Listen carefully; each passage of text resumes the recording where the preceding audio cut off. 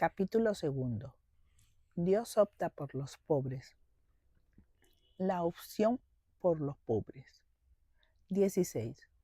Dios es amor misericordioso y su proyecto de amor que se extiende y se realiza en la historia es ante todo su descenso y su venida entre nosotros para liberarnos de la esclavitud, de los miedos, del pecado y del poder de la muerte. Con una mirada misericordiosa y el corazón lleno de amor, Él se dirigió a sus criaturas haciéndose cargo de su condición humana y por tanto de su pobreza. Precisamente para compartir los límites y las fragilidades de nuestra naturaleza humana, Él mismo se hizo pobre, nació en carne como nosotros. Lo hemos conocido en la pequeñez de un niño colocado en un pesebre y en la extrema humillación de la cruz. Allí compartió nuestra pobreza radical, que es la muerte. Se comprende bien entonces por qué se puede hablar también teológicamente de una opción preferencial de Dios por los pobres, una expresión nacida en el contexto del continente latinoamericano y en particular en la Asamblea de Puebla, pero que ya ha sido bien integrada en el magisterio de la Iglesia sucesivo. Esta preferencia no indica nunca un exclusivismo o una discriminación hacia otros grupos que en Dios serían imposibles. Esta desea subrayar la acción de Dios que se compadece ante la pobreza y la debilidad de toda humanidad y queriendo inaugurar un reino de justicia, fraternidad y solidaridad, se preocupa particularmente de aquellos que son discriminados y oprimidos, pidiéndonos también a nosotros, su Iglesia, una opción firme y radical en favor de los más débiles. 17. Se comprenden en esta perspectiva las numerosas páginas del Antiguo Testamento en las que Dios es presentado como amigo y liberador de los pobres, aquel que escucha el grito del pobre e interviene para liberarlo. Dios, refugio del pobre por medio de los profetas, recordemos en particular a Amós e Isaías, denuncia las inequidades en perjuicio de las más débiles y dirige a Israel la exhortación a renovar también el culto desde dentro, porque no se puede rezar ni ofrecer sacrificios mientras se oprime a los más débiles y a los más pobres. Desde el comienzo, la Escritura manifiesta con mucha intensidad el amor de Dios a través de la protección de los débiles y de los que menos tienen, hasta el punto de poder hablar de una auténtica debilidad de Dios para con ellos. El corazón de Dios tiene un sitio preferencial para los pobres. Todo el camino de nuestra redención está asignado por los pobres. Jesús, Mesías pobre. 18. Toda la historia veterotestamentaria de la predilección de Dios por los pobres y el deseo divino de escuchar su grito, que he evocado brevemente, encuentra en Jesús de Nazaret su plena realización. En su encarnación, Él se anonadó a sí mismo, tomando la condición de servidor y haciéndose semejante a los pobres y presentándose con aspecto humano. Filipenses 2:7. De esta forma nos trajo la salvación. Se trata de una pobreza radical fundada sobre su misión de revelar el verdadero rostro del amor divino. Juan capítulo 1, 18, primera de Juan 4, 9. Por tanto, Con una de sus admirables síntesis, San Pablo puede afirmar: ya conocen la generosidad de nuestro Señor Jesucristo, que siendo rico, se hizo pobre por nosotros, a fin de enriquecernos con su pobreza. Segunda de Corintios 8, 19. En efecto, el Evangelio muestra que esta pobreza incidió en cada aspecto de su vida. Desde su llegada al mundo, Jesús experimentó las dificultades relativas al rechazo. El evangelista Lucas, narrando la llegada a Belén de José y María, ya próxima a dar a luz, observa con amargura: no había lugar para ellos en el albergue. Lucas 2:7. Jesús nació en condiciones humildes. Recién nacido, fue colocado en un pesebre y muy pronto, para salvarlo de la muerte, sus padres huyeron a Egipto. Mateo 2, del 13 al 15. Al inicio de la vida pública fue expulsado de Nazaret después de haber anunciado que en él se cumple el año de gracia del que se alegran los pobres. Lucas 4, 14, 30. No hubo un lugar acogedor, ni siquiera a la hora de su muerte, ya que lo condujeron fuera de Jerusalén para crucificarlo.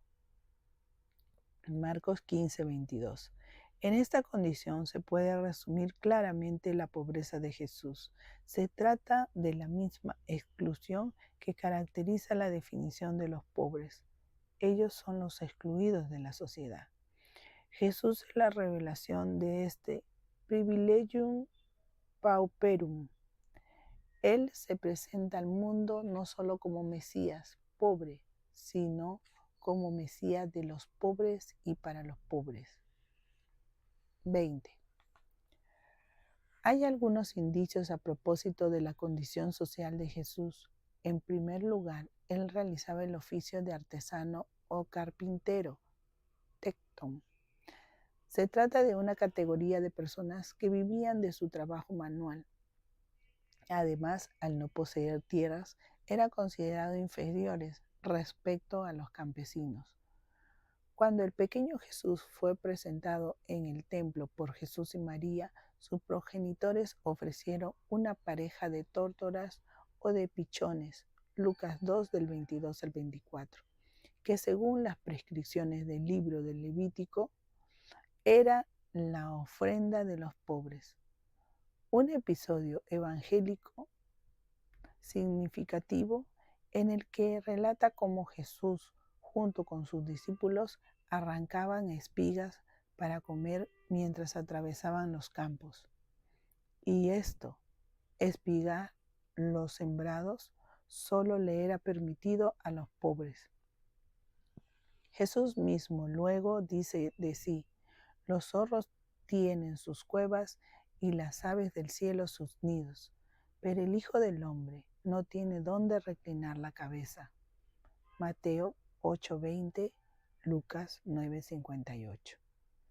Él, en efecto, es un maestro itinerante cuya pobreza y precariedad es signo de su vínculo con el Padre, y es lo que se le pide también a quien quiere seguirlo en el camino del discipulado, precisamente para que la renuncia a los bienes, a las riquezas y a las seguridades de este mundo sean signo visible de la confianza en Dios y en su providencia. 21. Al comienzo de su ministerio público, Jesús se representa en la sinagoga de Nazaret leyendo el libro del profeta Isaías y aplicándose a sí mismo la palabra del profeta. El Espíritu del Señor está sobre mí, porque me ha consagrado por la unción. Él me envió a llevar la buena nueva a los pobres. Lucas 4:18. Él, por tanto, se presenta como aquel que viene a manifestar en el hoy de la historia la cercanía amorosa de Dios, que es ante todo obra de liberación para quienes son prisioneros del mal, para los débiles y los pobres. Los signos que acompañan la predicación de Jesús son manifestación del amor y de la compasión con la que Dios mira a los enfermos y a los pobres y a los pecadores, que en virtud de su condición eran marginados por la sociedad, pero también por la religión. Él abre los ojos a los ciegos, cura a los leprosos, resucita a los muertos y anuncia la buena noticia a los pobres. Dios se acerca, Dios los ama. Esto explica por qué Él proclama: felices ustedes los pobres, porque el reino de Dios les pertenece. Lucas 6:20.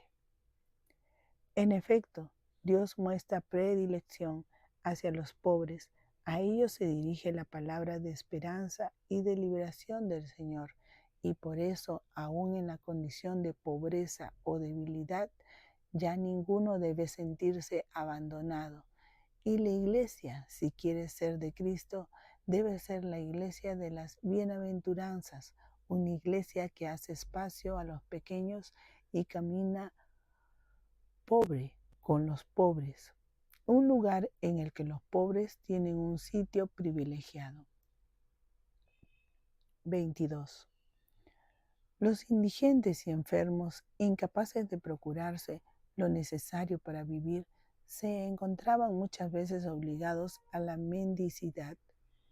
A esto se añadía el peso de la vergüenza social, alimentado por la convicción de que la enfermedad y la pobreza estuvieran vinculadas a algún pecado personal. Jesús se opuso con firmeza a este modo de pensar, afirmando que Dios hace salir el sol sobre malos y buenos y hace caer la lluvia sobre justos e injustos. Mateo 5:45. Es más, dio un vuelco completo a esa concepción, como queda bien ejemplificado en la parábola del rico espulón y del pobre Lázaro. Hijo mío, recuerda que has recibido tus bienes en vida y Lázaro, en cambio, recibió males.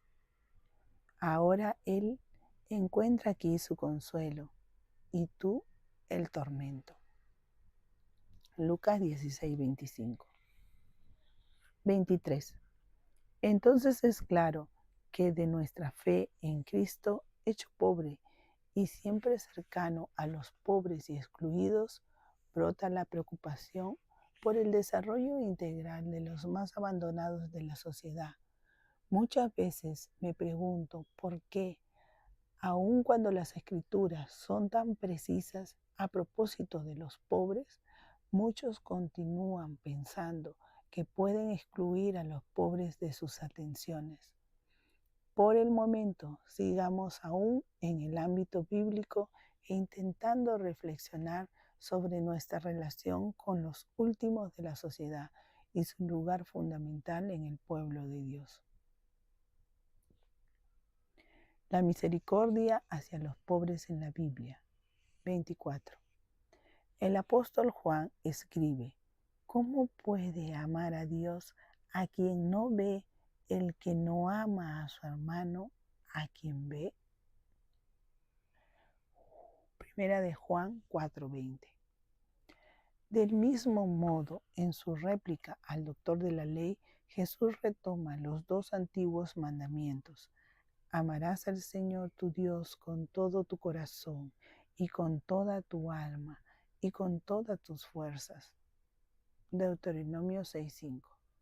Y amarás a tu prójimo como a ti mismo.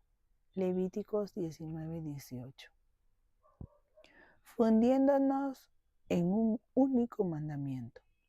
El evangelista Marcos recoge la respuesta de Jesús en estos términos. El primero es: escucha, Israel, el Señor nuestro Dios es el único Señor, y tú amarás al Señor, tu Dios, con todo tu corazón y con toda tu alma, con todo tu espíritu y con todas tus fuerzas. El segundo es, amarás a tu prójimo como a ti mismo.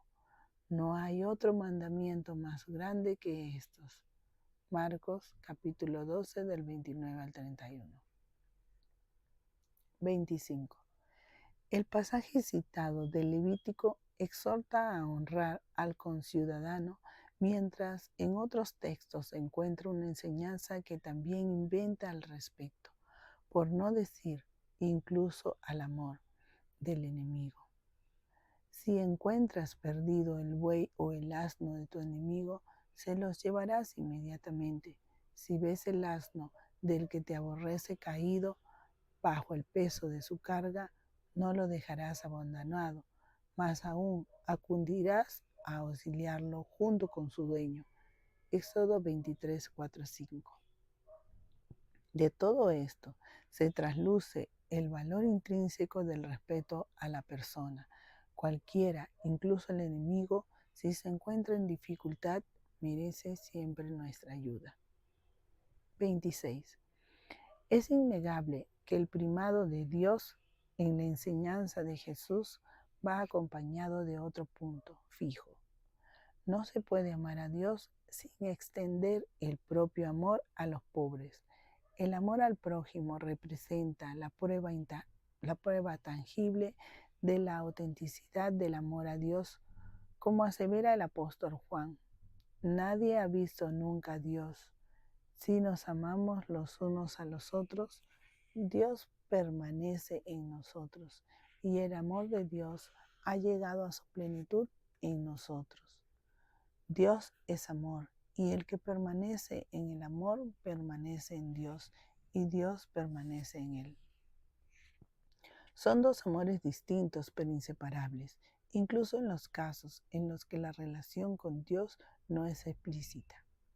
El Señor mismo nos enseña que todo acto de amor hacia el prójimo es de algún modo un reflejo de la caridad divina.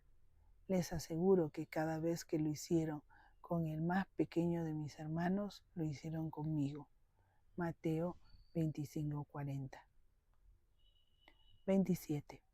Por esta razón, se recomiendan las obras de misericordia como signo de la autenticidad del culto, que mientras alaba a Dios, tiene la tarea de disponernos a la transformación que el Espíritu puede realizar en nosotros, para que seamos todos imagen de Cristo y de su misericordia hacia los más débiles.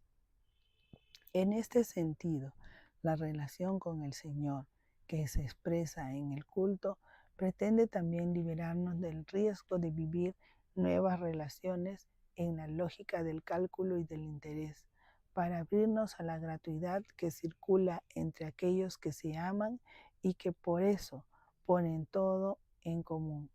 A este respecto, Jesús aconseja: cuando des un almuerzo o una cena, no invites a tus amigos, ni a tus hermanos, ni a tus parientes, ni a los vecinos ricos, no sea que ellos te inviten a su vez y así tengas tu recompensa. Al contrario, cuando des un banquete, invita a los pobres, a los lisiados, a los paralíticos, a los ciegos. Feliz de ti, porque ellos no tienen cómo retribuirte. Lucas 14, del 12 al 14. 28. La llamada del Señor a la misericordia para con los pobres ha encontrado una expresión plena en la gran parábola del juicio final, que es también una descripción gráfica de la bienaventuranza de los misericordiosos. Allí el Señor nos ofrece la clave para alcanzar nuestra plenitud, porque si buscamos esa santidad que agrada a los ojos de Dios, en el texto hallamos precisamente un protocolo sobre el cual seremos juzgados. Las palabras fuertes y claras del Evangelio deberían ser vividas, sin comentarios, sin elucubraciones y excusas que les quite fuerza. El Señor nos dejó bien claro que la santidad no puede entenderse ni vivirse al margen de estas exigencias suyas. 29. En la primera comunidad cristiana, el programa de caridad no derivada de análisis o de proyectos, sino directamente del ejemplo de Jesús, de las mismas palabras del Evangelio, la carta de Santiago dedicada mucho espacio al problema de la relación entre ricos y pobres, lanzando a los creyentes dos enérgicos llamados que cuestionan su fe. ¿De qué le sirve a uno, hermanos míos, decir que tiene fe si no tiene obras?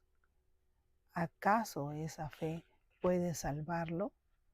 ¿De qué sirve si uno de ustedes, al ver a un hermano o una hermana desnudos o sin el alimento necesario, les dice, vayan en paz, caliéntense y coman, y no les da lo que necesita para su cuerpo? Lo mismo pasa con la fe. Si no va acompañada de las obras, está completamente muerta. Su oro y su plata se han herrumbrado y esa herrumbre dará testimonio contra ustedes y devorará sus cuerpos como un fuego. Ustedes han amontonado riquezas, ahora es el tiempo final. Sepan que el salario que ha retenido a los que trabajaron en sus campos está clamando, y el clamor de los cosechadores ha llegado a los oídos del Señor del universo.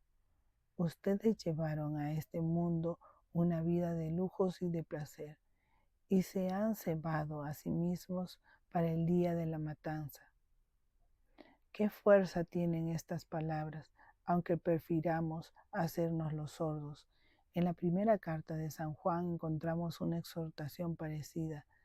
Si alguien vive en la abundancia y viendo a su hermano en la necesidad, le cierra su corazón, ¿cómo permanecería en él el amor de Dios? Primera de Juan 3:17. 31.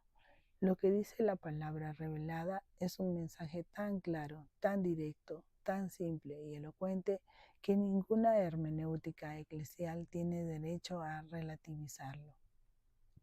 La reflexión de la Iglesia sobre estos textos no debería oscurecer o debilitar su sentido exhortativo, sino más bien ayudar a asumirlos con valentía y fervor. ¿Para qué complicar lo que es tan simple? Los aparatos conceptuales están para favorecer el contacto con la realidad que pretenden explicar y no para alejarnos de ella. Por otra parte, un claro ejemplo eclesial de compartir los bienes y asistir a los pobres lo encontramos en la vida cotidiana y en el estilo de la primera comunidad cristiana. Podemos recordar en particular el modo en el que fue resuelta la cuestión de la distribución cotidiana de ayuda a las viudas. Se trata de un problema difícil de resolver, porque algunas de estas viudas que provenían de otros países eran desatendidas por ser extranjeras. De hecho, el episodio relatado por los Hechos de los Apóstoles pone de manifiesto un cierto descontento por parte de los helenistas, que eran judíos de cultura griega. Los apóstoles no responden con un discurso doctrinal abstracto, sino que volviendo a poner en el centro de la caridad hacia todos, reorganizan la existencia de las viudas, pidiendo a la comunidad que busquen personas sabias y estimadas a quienes confiar el servicio de las mesas, mientras ellos se ocupaban de la predicación de la palabra. 33. Cuando Pablo fue a Jerusalén a consultar a los apóstoles para asegurarse de que no corría o no había corrido en vano, le pidieron que no se ocultase de los pobres. Por esta razón organizó varias colectas para ayudar a las comunidades necesitadas. Entre las motivaciones que ofrece para este gesto se debe resaltar la siguiente: Dios ama al que da con alegría. 2 Corintios 9:7. A aquellos entre nosotros que somos poco propensos a gestos gratuitos sin ningún interés, La palabra de Dios nos indica que la generosidad para con los pobres es un verdadero bien para quien la practica. De hecho, comportándonos así, somos amados por Dios de modo especial. En efecto, las promesas bíblicas dirigidas a quien da con generosidad son muchas en el que se apiada del pobre. Presta al Señor y Él le devolverá el bien que hizo.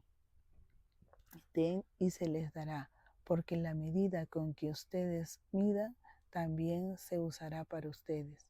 Entonces despuntará tu luz como la aurora y tu llaga no tardará en cicatrizar. Los primeros cristianos estaban convencidos de ello. 34. La vida de las primeras comunidades eclesiales narraba en el canon bíblico y que ha llegado a nosotros como palabra revelada, se nos ofrece como ejemplo a imitar y como testimonio de la fe que obra por medio de la caridad y que continúa como exhortación permanente para las generaciones venideras.